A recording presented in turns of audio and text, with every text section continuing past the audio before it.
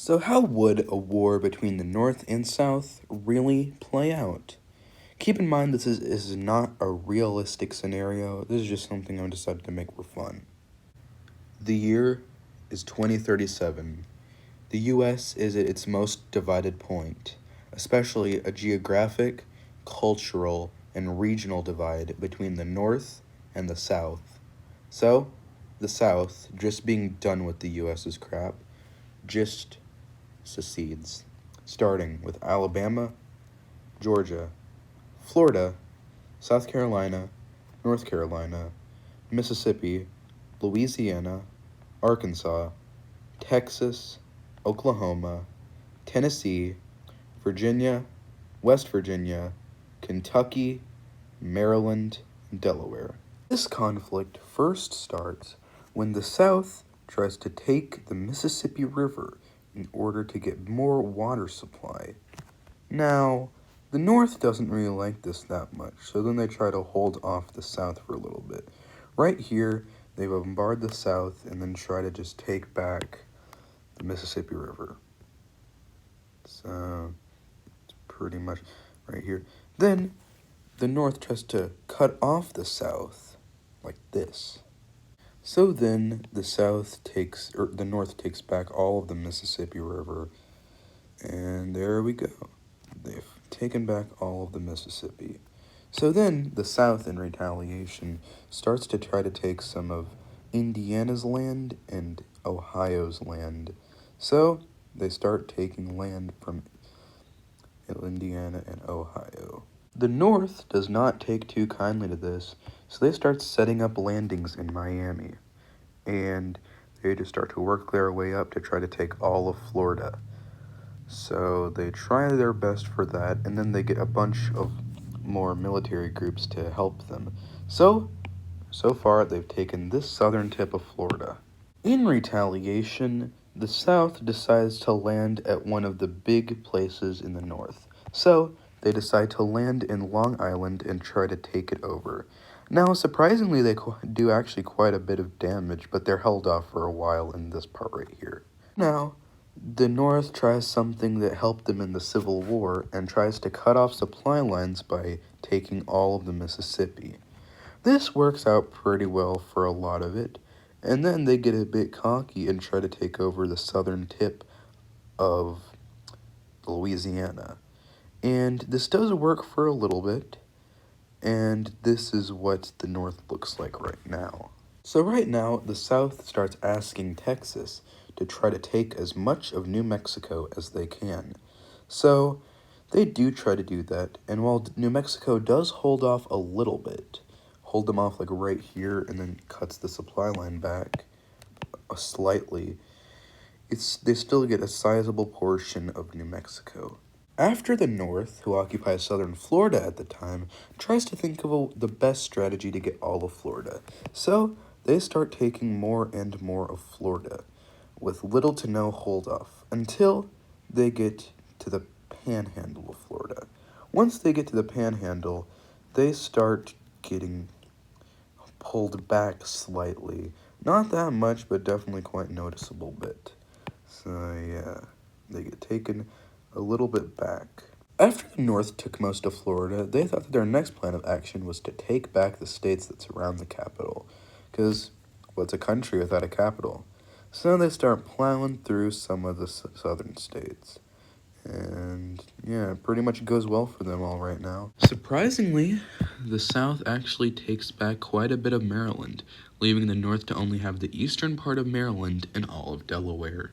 This is actually good news for the North, because since they have part of Maryland and all of Delaware, they're actually near Chesapeake Bay and near more waters, meaning there can be more aquatic ambushes like there was in Florida. So, the South has an idea to cut off supply lines. First off, they take back most of southern Louisiana, and then cut off the army of's occupation of the Mississippi River.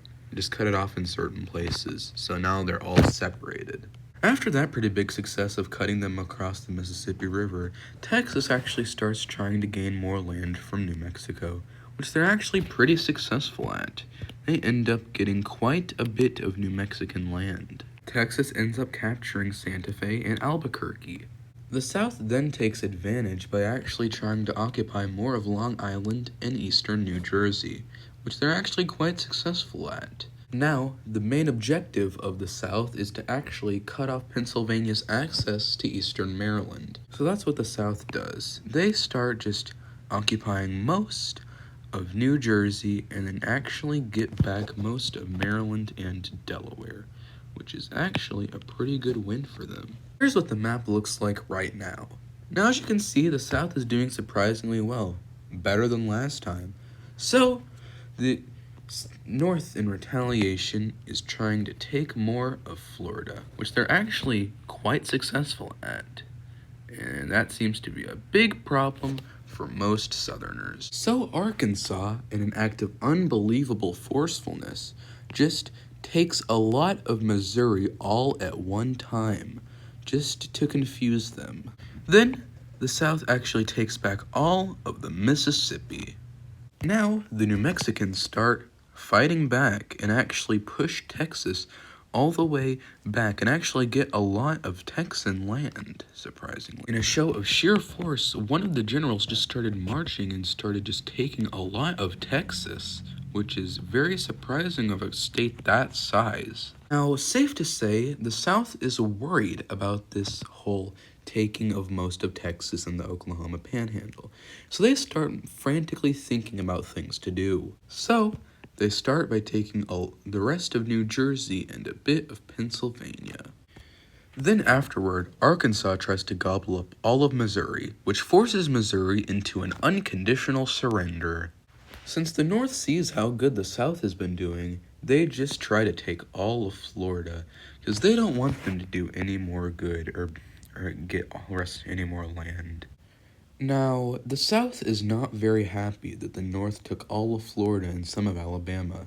So, in retaliation, they try to just cut off the Northeast from the rest of the country by just taking all of Ohio. Now, after the South successfully annexed Ohio, they decided to try to annex some of Indiana, which is actually, Indiana fell pretty quickly. So now, one of the biggest flaws the South tried to do was to try to take Chicago.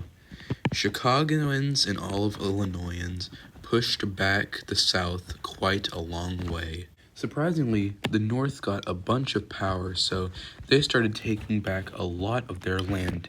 They even took back all of Kentucky. Then, on July 14th at 5 a.m., the South constructed a sneak attack on Wyoming.